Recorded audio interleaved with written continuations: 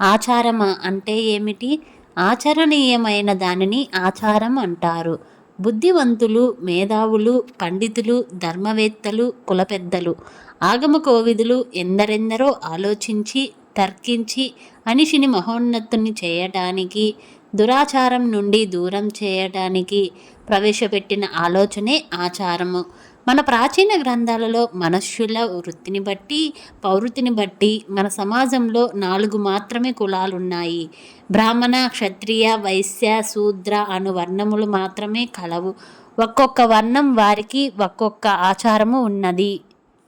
కాలక్రమములో శూద్రవర్ణం వివిధ రకాల మార్పులకు, వివిధమైన విభాగాలకు లోనైనది. ఫలితంగా అనేక తెగలుగా విడిపోయి ఎవరికిష్టమైన ఆచారాలను వారు స్థిరపరచుకున్నారు. ఒక్కొక్క తెగకు ఒక్కొక్క గురువు, కులపెద్ద ఉండటం వలన ఎవరి ఆచారాలు వారు అనుసరించడం జరిగినది.